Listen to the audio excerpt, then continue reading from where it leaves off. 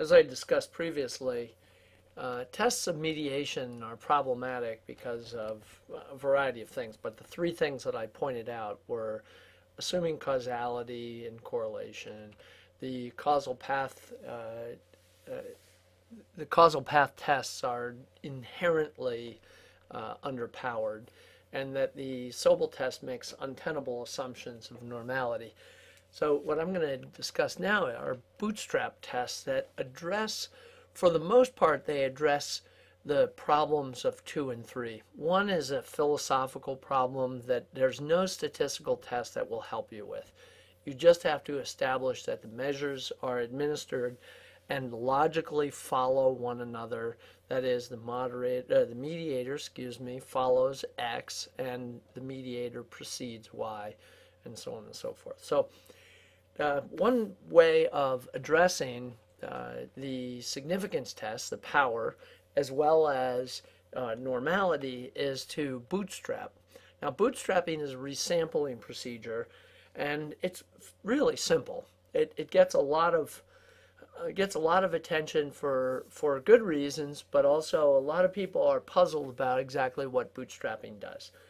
So to make it as simple as possible, bootstrapping is a procedure by which you sample at random from your observations the same sample size that you've observed. So let's say, for instance, that I have 100 observations, which I have in my manufactured data.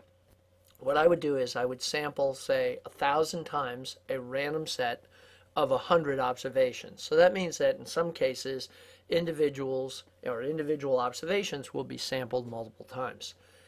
And then what I do is I calculate my mediation results. So that is calculating the 3 equations and calculating my indirect effects.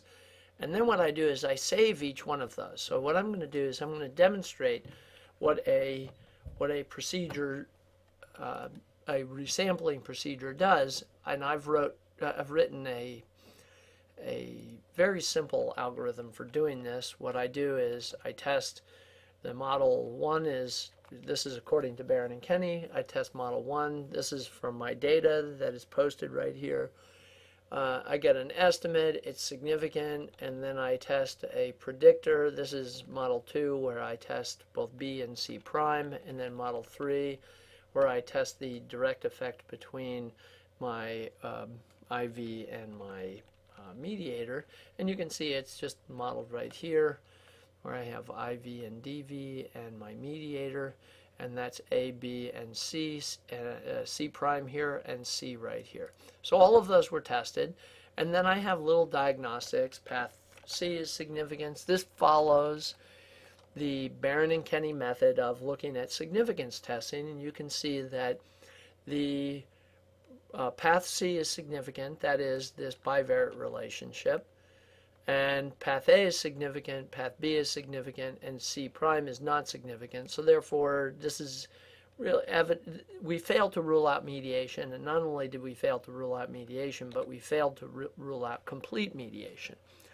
Now, all of this is fine except for those limitations. Now, what I've done is I've bootstrapped the results where I randomly sampled 100 observations from a sample of 100.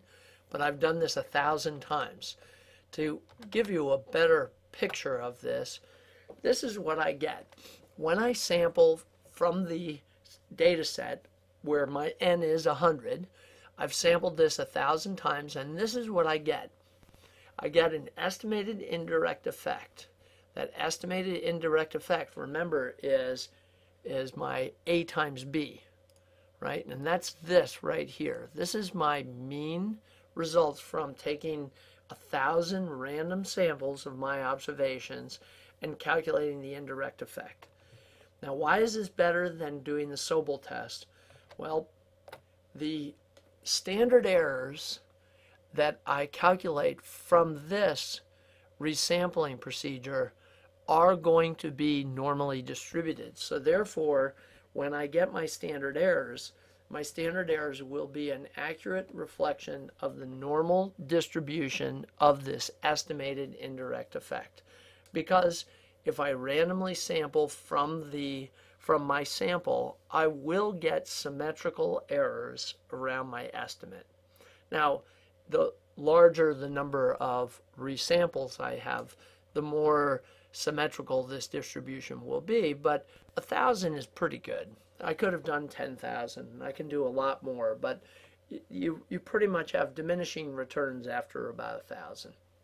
So you can see here that my bootstrap mean and my Sobel estimate are really close, and they are. They are very close, and they're close enough to consider them to be essentially equal, because we don't make that big of a deal about it.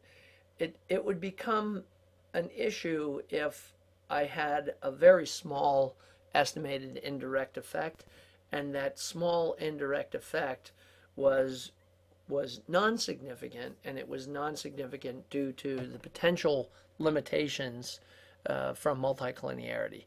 So the bootstrap results enable us to do tests when our statistical power is low. Now, we'll have low statistical power with high multicollinearity, which is assumed in mediation, but we'll have low statistical power also by having small sample sizes.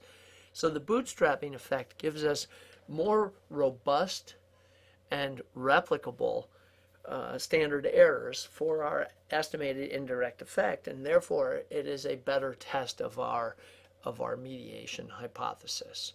So what I wanted to just show you is that that's one method of doing it.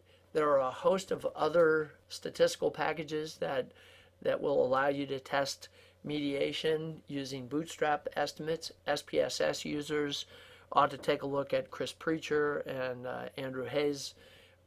They've written a script of sorts for SPSS. You just point and click your way through the same operations that I've just shown you here. All of this software will be available for download before class so that people can install it and run it and try it during class. So bootstrap tests are ways in which we can address two of the problems. And then after this, for the last two videos, what I'm going to do is I'm going to talk about some of these resources in the final video. But then the one before that, I'm going to talk about how to test more complex mediation models. So stay tuned for that.